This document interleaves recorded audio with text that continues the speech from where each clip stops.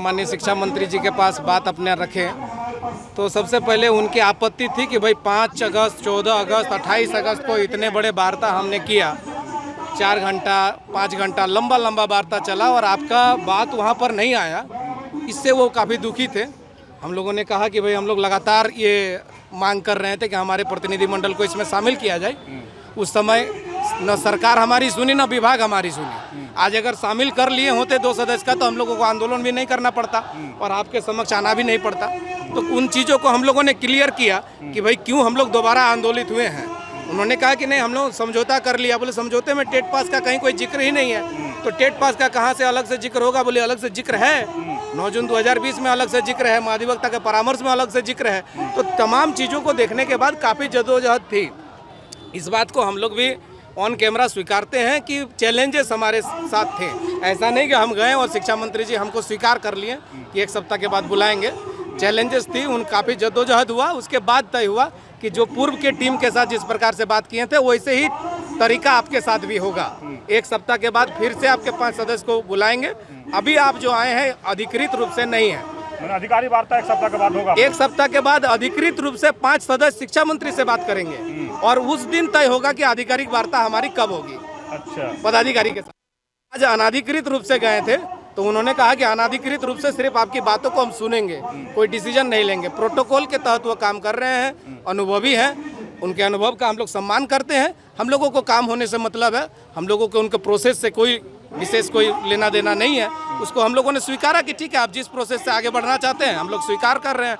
उन्होंने कहा कि 1 सप्ताह के बाद आप लोग 5 सदस्य आइए, 5 सदस्य के साथ बैठेंगे, बैठ करके तय करेंगे, फिर देखेंगे कैसे चीज़ों को आगे बढ़ाया जा सकता है। माननीय शिक्षा मंत्री जी के द्वारा हमको 1 सप्ताह के बाद पुनः जो है से बुलाया गया है।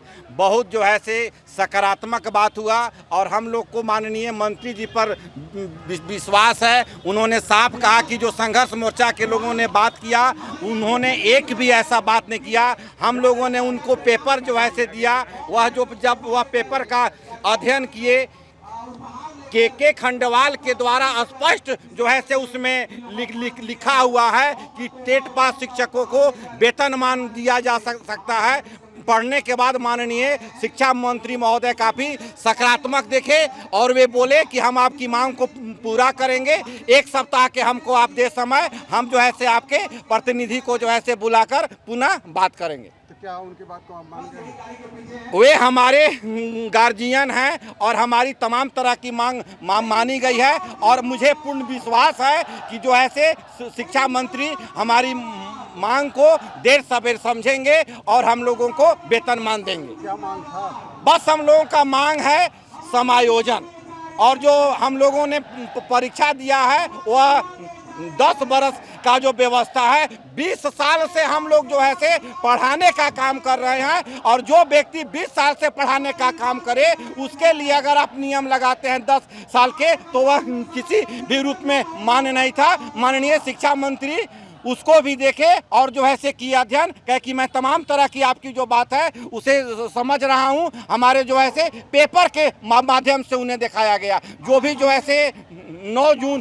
2020 के जो बैठक हुआ था उसमें भी था कि टेट पास को वेतनमान देंगे। हमारे सबसे जो है से वरिष्ठ जो है से महाधिवक्ता होते हैं वह भी साफ बोले हैं कि टेट पास शिक्षकों को वेतनमान दिया जा सकता है। इसको तमाम तरह के चीज़ को जब हम लोगों ने शिक्षा मंत्री के पास रखा तो शिक्षा मंत्री ने देखा और कहा कि मैं आपके प्रतिनिधि को 1 सप्ताह के बाद बुला के आपसे बात करूंगा और जो भी आपका मुद्दा है मैं उसका समाधान करूंगा। पिछले बार भी इलेक्शन में इसी तरह से वादा किए थे लेकिन 5 साल पार हो गया। इस बार भी वादा कर रहे हैं, अगर पूरा नहीं हुआ तो?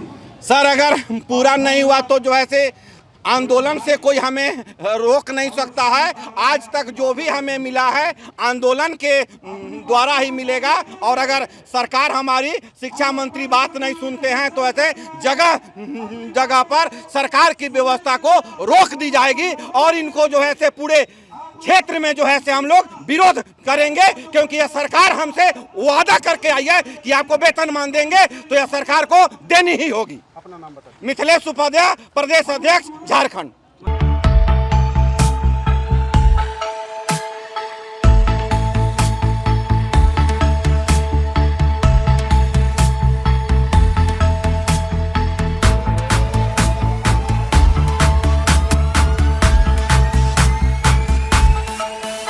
thefollowup.in. Like, share, and subscribe. www.thefollowup.in